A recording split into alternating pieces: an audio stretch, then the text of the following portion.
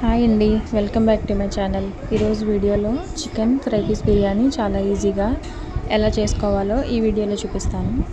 ముందుగా చికెన్ని కడిగి శుభ్రం చేసుకుని అందులోకి ఉప్పు, కారం, పసుపు, అల్లం వెల్లుల్లిపాయ పేస్ట్, మసాలా పొడి, ఉల్లిపాయలు, పచ్చిమిరపకాయలు, మీ దగ్గర ఉంటే కొత్తిమీర, కరివేపాకు వేసుకుని ఇంకా మీకు ఇష్టం ఉంటే ఒక టమాటోని కూడా చిన్న ముక్కలుగా కట్ చేసి వేసుకుని అంతా బాగా కలుపుకొని మూత పెట్టి పక్కన పెట్టుకుని ఉంచుకోవాలి.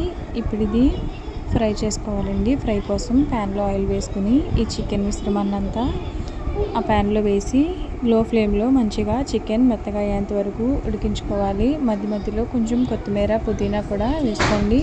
కొంచెం ఎక్స్ట్రా ఫ్లేవర్ అనేది యాడ్ అవుతుంది.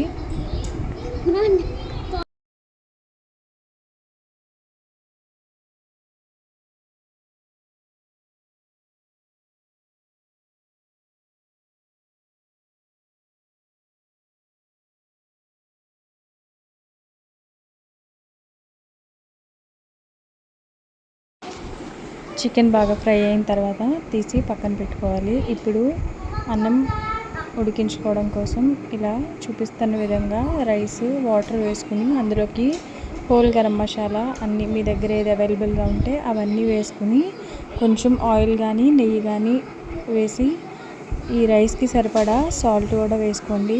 1 స్పూన్ వరకు అల్లం వెల్లుల్లిపాయ పేస్ట్ వేసి ఇదంతా బాగా కలిసేలాగా కలుపుకుని స్టవ్ ఆన్ చేసి హై ఫ్లేమ్లోనే అన్నం మెత్తగా అయ్యే వరకు ఉడికించుకోవాలి. అన్నం బాగా మెత్తగా అవ్వకూడదండి, ఒక 80 to 90% వరకు ఉడికితే సరిపోతుంది.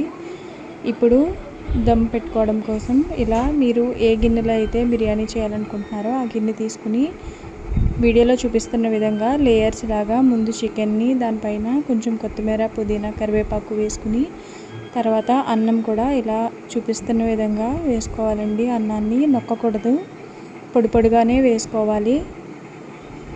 ఇలా ఒక లేయర్ చికెన్ వేసి తర్వాత రైస్ వేసుకోవాలి. మళ్ళీ ఇంకో లేయర్ చికెన్ వేసి ఆ పైన మళ్ళీ ఇంకో లేయర్ రైస్ వేసుకోండి. మీ దగ్గర మీరు చేసే క్వాంటిటీని బట్టి ఎన్ని లేయర్స్ వస్తే అన్ని లేయర్స్ వరకు ఇలా వేసుకోండి.